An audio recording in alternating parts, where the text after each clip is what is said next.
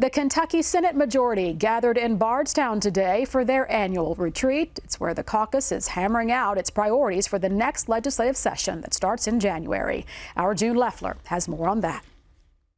2026 will be the 10th year that we've had Republican majorities in the House and the Senate working together to define what we view the role of government to be. Kentucky Senate now has 32 Republicans and just 5 Democrats. Republicans say that speaks to what they've accomplished. Healthiest budget reserve trust fund in the history of the Commonwealth. Highest level of education investment in the history of the Commonwealth. Those sorts of things we've been able to do at the same time that we've been paying down our pension liability. Another feat, lowering the state income tax. Initially 6%, down to 3.5% for the year that we're going to be moving into of 2026. A House Republican has called for lowering the rate again, despite the state not meeting certain revenue and spending expectations to trigger another cut. The Senate president pushes back. We set a policy and process, and when you set the policy and process, you should follow it. And we try to follow it. Now, we know that you have to modify it on occasions. In the last session we did, to where it may not be as big of an incremental decline, but we set some different triggers that would still give us the ability to hit those incremental spots to make incremental declines. I think from that perspective, we just want to keep following our policy. If we hit it, we hit it. If we don't, we don't. Though a state budget office flagged falling revenues earlier this year, the Senate president suggests Kentucky's financial situation is not so dire. We'll have 5 months of data in.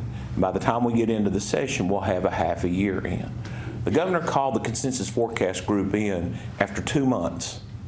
If there is a need to cover it, and that the governor's office won't deal with it with some minor adjustments, we have the money to cover it. The state did end the recent fiscal year with a surplus, partly due to reduced spending, and the state's rainy day fund sits at $3.7 billion.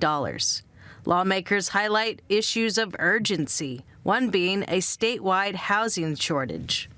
We've got to incentivize housing in some way, even if it's a baby step by talking about reforms in the process of approvals and things like that. That may be a baby step, but more of a bigger step might be having a loan pool or improving tax credits. These latter options would require funding.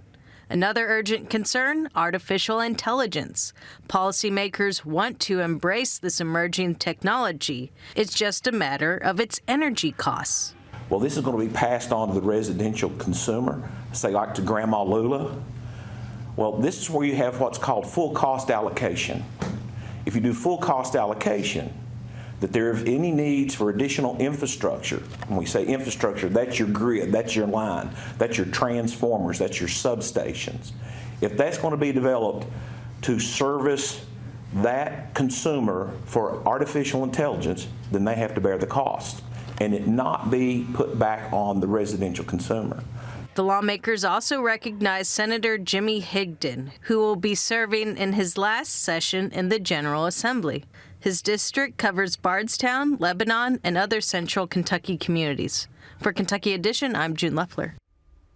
Thank you, June. The 60-day lawmaking session begins January the 6th.